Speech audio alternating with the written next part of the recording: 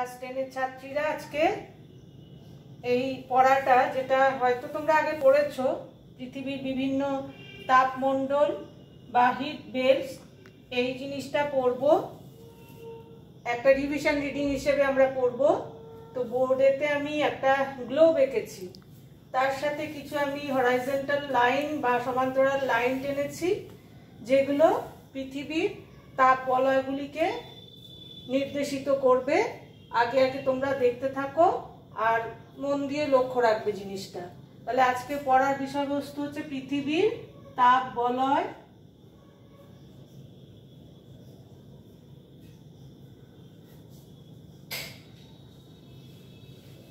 সমূহ।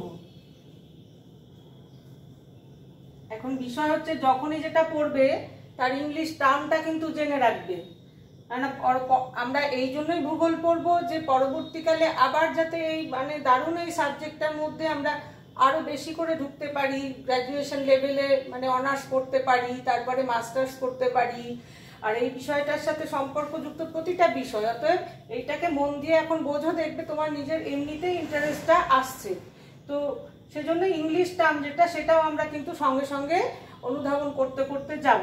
তাহলে এটা হচ্ছে পৃথিবীর তাপবলয় সমূহ মানে হিট বেল্ট।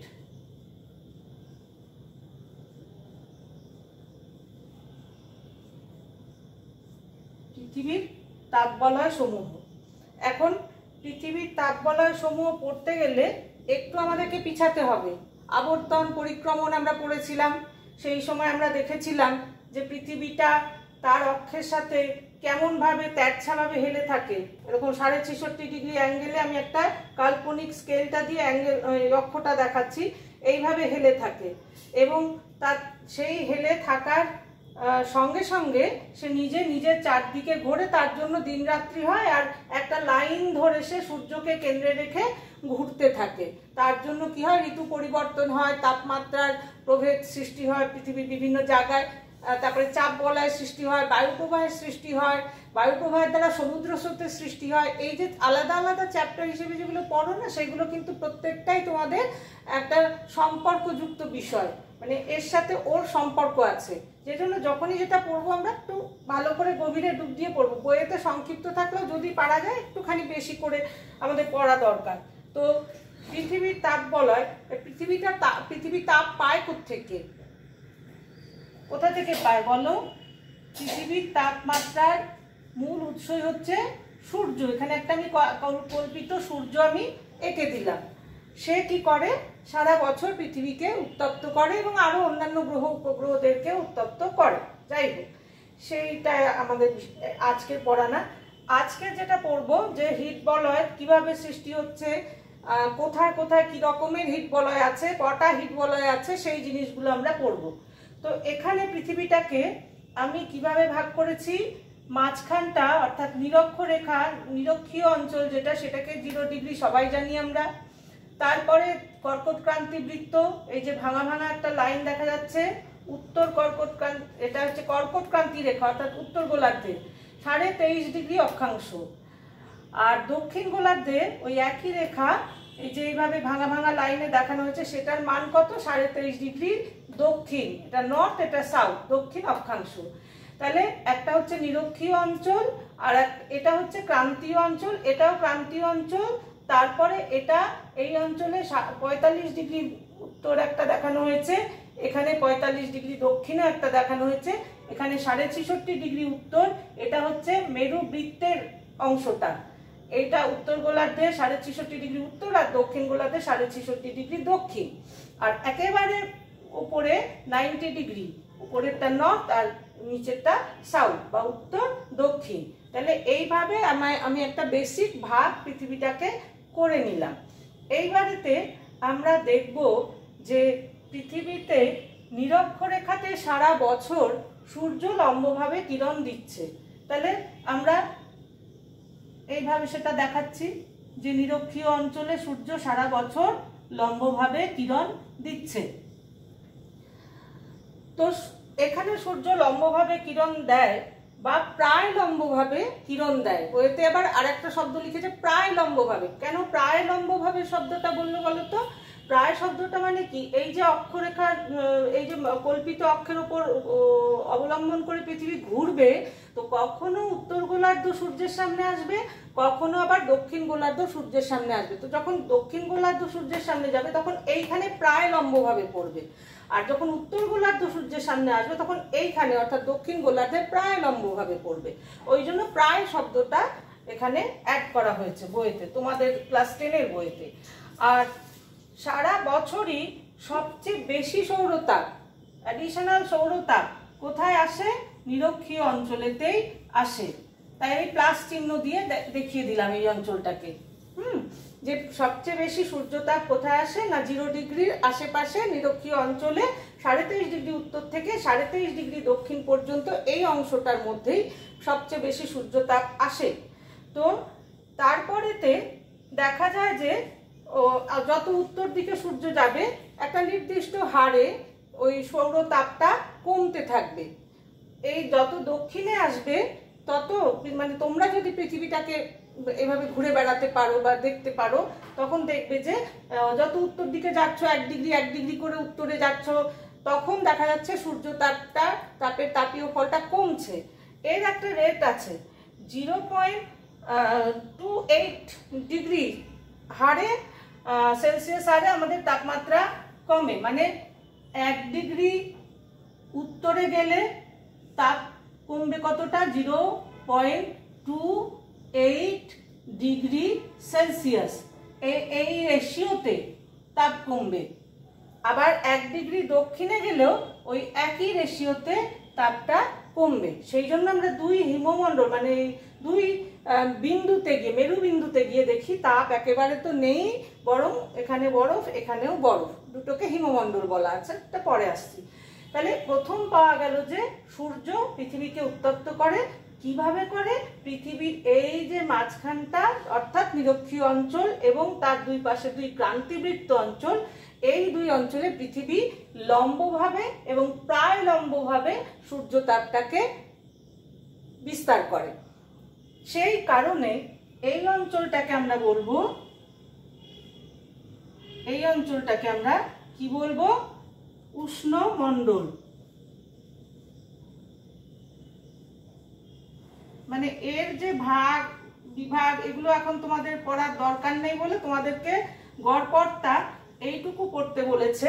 তাহলে 0 ডিগ্রি দরকার নেই, 23.5 ডিগ্রি উত্তর থেকে 23.5 ডিগ্রি দক্ষিণ পর্যন্ত যে অংশ তাকে আমরা বলছি উষ্ণমণ্ডল।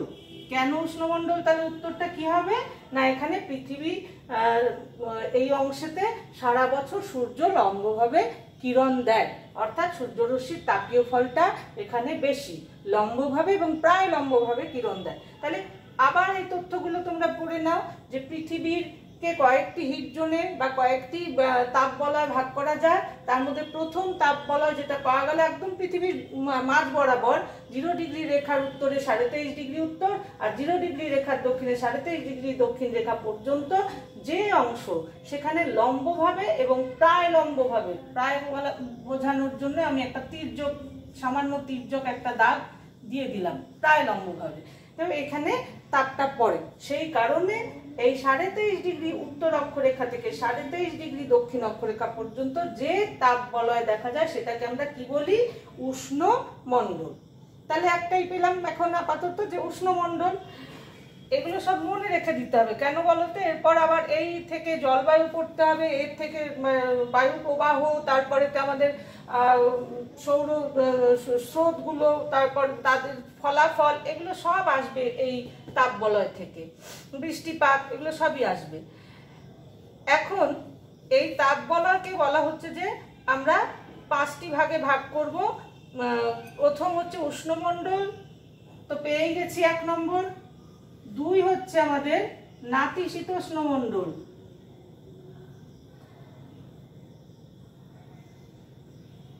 এটা হলো উত্তর নাতিশীতোষ্ণ মণ্ডল,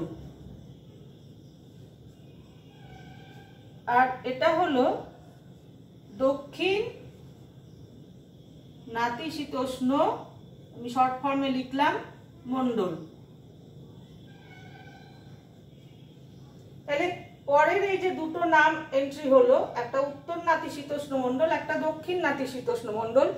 এই দুই অঞ্চলটার ব্যাপ্তি বা বিস্তার কত দূর, আর এই দুই অঞ্চলে তাপমাত্রা কেমন পড়ে। নাতিশীতোষ্ণ শব্দের মধ্যে কি আছে? না শীত না উষ্ণ, মানে শীতও খুব বেশি নয়, গরমও খুব বেশি নয়। তাহলে নাতিশীতোষ্ণ মণ্ডল যেটা, সেটা ব্যাপ্তি কত দূর? এখানে তো 23.5 ডিগ্রিকে আমরা এই উষ্ণমণ্ডলের মধ্যে ধরে নিয়েছি। এবার 23.5 ডিগ্রি থেকে 66.5 ডিগ্রির এই যে অংশটা, এইটাকে আমরা ধরবো নাতিশীতোষ্ণ মণ্ডল। এই যে আমি নীল কালি দিয়ে দু জায়গায় দাগ দিয়ে দিলাম, এইটা 23.5 ডিগ্রি লেখা আছে, 23.5 degree north two 66.5 degree north বা উত্তর, এই অংশটুকু হচ্ছে নাতিশীতোষ্ণ মণ্ডল। আর এদিকেও তাই, 23.5 ডিগ্রি দক্ষিণ থেকে 66.5 ডিগ্রি দক্ষিণের এই যে রিজিয়নটা, এটা হচ্ছে নাতিশীতোষ্ণ মণ্ডল। এর আবার ভাগ আছে জানো তো, উত্তর নাতিশীতোষ্ণ মণ্ডল, দক্ষিণ নাতিশীতোষ্ণ মণ্ডল। তা উত্তর কেন, এটা প্রথমে এটাকে উত্তর কেন বলা হলো? এটা হচ্ছে আমাদের উত্তর গোলার্ধের মধ্যে পড়ছে। আর এটাকে দক্ষিণ কেন বলা হলো? একইভাবে এটা দক্ষিণ গোলার্ধে পড়ছে, তার জন্য উত্তর দক্ষিণ বলা হলো। আবার তারও আবার ভাগ আছে, যেমন এইখানে এই যে 45 ডিগ্রি নর্থ আমি একটা লিখে দিয়েছি, এখানে একটা দাগও চলে যাচ্ছে। এই 45 ডিগ্রি নর্থের যে ব্যারিয়ারটা বা দাগটা, এর এই পাশে অর্থাৎ এই দিকটায় এখানে কিন্তু শীত কম গরম বেশি, আর তার এই পাশে 66.5, 45 থেকে 66, এখানে আবার শীত বেশি গরম কম, তার জন্য এটার আবার দুটো ডিভিশন হয়। আবার এখানেও একইভাবে 23.5 থেকে 45 পর্যন্ত এখানে শীত কম গরম বেশি, আর এখানে শীত বেশি গরম কম। আমি একটু লিখে লিখে দিই, শীত কম গরম বেশি, একটাতে লিখি তাহলে বোঝা যাবে না, সময় অনেক বেশি লেগে যাবে।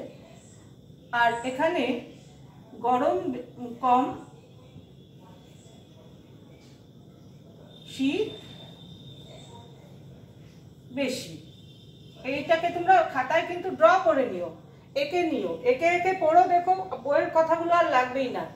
শীত কম গরম বেশি, এটা উত্তর নাতিশীতোষ্ণ, আর তার নিচে এই অংশ শীত আর গরম কম শীত বেশি, এটা উত্তর নাতিশীতোষ্ণ, আর এখানে শীত কম গরম বেশি, এটা দক্ষিণ নাতিশীতোষ্ণ মণ্ডল। অল ওভার একটা উত্তর দক্ষিণ আসছে, তার মধ্যে আবার উত্তর দক্ষিণের ভাগ থাকছে, সেটা 45.5 ডিগ্রি রেখাটা সেই ভাগটা করে দিচ্ছে। এখানেও একইভাবে ওই কথাগুলো প্রযোজ্য হবে। এবার আমরা যাব হিমমণ্ডল। হিমমণ্ডলের ব্যাপ্তি বিস্তার কোথা থেকে কতটুকু? তাহলে এইখানে আমার নাতিশীতোষ্ণ মণ্ডল শেষ হয়েছিল কোথায়? 66.5 ডিগ্রিতে। তাহলে নিশ্চয়ই এখান থেকেই আবার এই পর বাকি অংশটুকু টোটালটাই হবে হিমমণ্ডল। তাহলে দেখি অন্য কালি দিয়ে একটু যদি দেখানো যায় যে হিমমণ্ডল কোনটুকু, একদম এই বিন্দু থেকে অর্থাৎ মেরু বিন্দু থেকে এই 66.5 পর্যন্ত যে দাগটা পাচ্ছ, সেটা হচ্ছে হিমমণ্ডল। এখানেও তাই, এই বিন্দু থেকে 66.5 দাগটা পর্যন্ত আমাদের হিমমণ্ডল। তাহলে হিমমণ্ডলের অক্ষাংশ অনুযায়ী ব্যাপ্তি বিস্তার কতটুকু? না 66.5 ডিগ্রি উত্তর থেকে 90 ডিগ্রি উত্তর পর্যন্ত উত্তর হিমমণ্ডল, আর এখানে 66.5 ডিগ্রি দক্ষিণ থেকে 90 ডিগ্রি দক্ষিণ পর্যন্ত হচ্ছে দক্ষিণ হিমমণ্ডল। হিম শব্দের মানে কি? হিম মানে ঠান্ডা বা বরফ। এখানে বরফ পাওয়া যায়, এখানেও বরফ পাওয়া যায়। কেন? কেননা ওই যে সূর্যটা তাপ দিচ্ছে, এখানেও আমি দেখাইনি, দেখিয়ে দিলাম তির্যকভাবে, এখানেও দেখিয়ে দিলাম প্রায় তির্যকভাবে, আর এখানে তো একেবারেই তির্যকভাবে আসছে, বলার অপেক্ষায় রাখে না। ছবি আঁকবে তাহলে দেখবে নিজেরাই প্রমাণটা পাচ্ছ। তো এবার এই যে দুটো হিমমণ্ডল, এখানে এত তির্যকভাবে সারা বছর রশ্মি পড়ে, আর 6 মাস দিন 6 মাস রাত্রি থাকে, এই সব ব্যাপার স্যাপারগুলো এই কারণেই হয় যে পৃথিবীটা ঘুরতে থাকে একটা অক্ষ ধরে, পরিক্রমণ গতি আর কি। তো তার জন্যই কিন্তু এই জায়গাটাতে আসছে আমাদের উত্তর হিমমণ্ডল।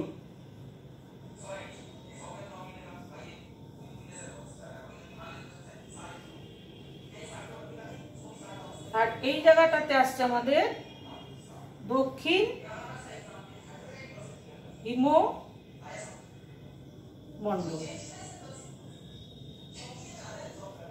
তাহলে এবার দেখে নাও কটা ভাগ করা হলো। 1 নম্বর উষ্ণমণ্ডল, 2 নম্বর উত্তর নাতিশীতোষ্ণ মণ্ডল, 3 নম্বর উত্তর হিমমণ্ডল। এই মূলত 3টে জোন।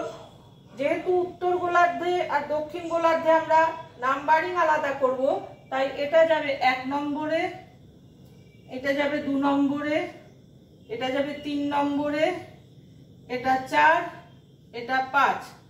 এই দুটো একই বিষয়, একই রকমের তাপমাত্রা দুটোতে, দুই মেরুতে। সেই কারণে অতিরিক্ত ঠান্ডার কারণে এখানে হিমমণ্ডল। কেন অতিরিক্ত ঠান্ডা? না, সূর্যরশ্মি একেবারেই তির্যকভাবে তাপ দেয় আর সারা বছরের মধ্যে 6 মাস দিন 6 মাস রাত্রি থাকে।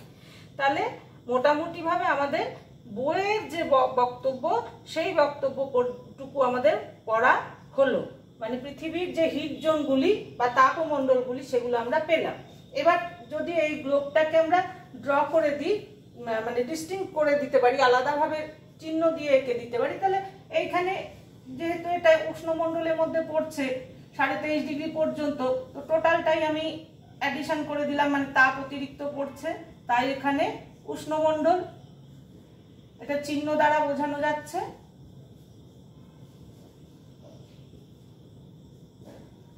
এখানে এই অংশটা, এটাকে যদি আমি এইভাবে টান টান করে চিহ্ন দিয়ে দিই, তাহলে এটা হচ্ছে নাতিশীতোষ্ণ মণ্ডল, তার মধ্যে উত্তর দক্ষিণের ভাগ।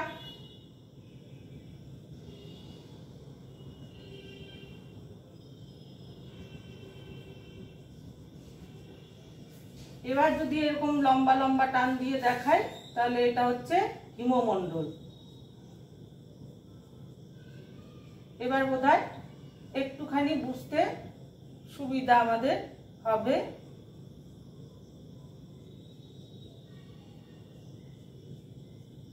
যে গ্লোবের মধ্যে কোথায় কতটুকু হিমমণ্ডল আর কতটুকু নাতিশীতোষ্ণ মণ্ডল আর কতটুকু আমাদের হচ্ছে উষ্ণমণ্ডল। এইটুকু আমাদের আজকেকার পড়াটা হলো। এইটুকু আগে পড়বে, এটুকু ছবি আঁকবে। এই সংক্রান্ত প্রশ্ন ক্লাস 10-এর সব গ্রুপেই আমি এটা দেব। তোমাদের যদি প্রশ্ন থাকে তাহলে তোমরা ওই গ্রুপেতেই লিখবে, গ্রুপেতেই তার উত্তরটা আমরা দিয়ে দেব। আমি, শ্রাবণীদি, জাহিদাদি, যে কোনো একজন আমরা গ্রুপে এই উত্তরগুলো দিয়ে দেব। ঠিক আছে।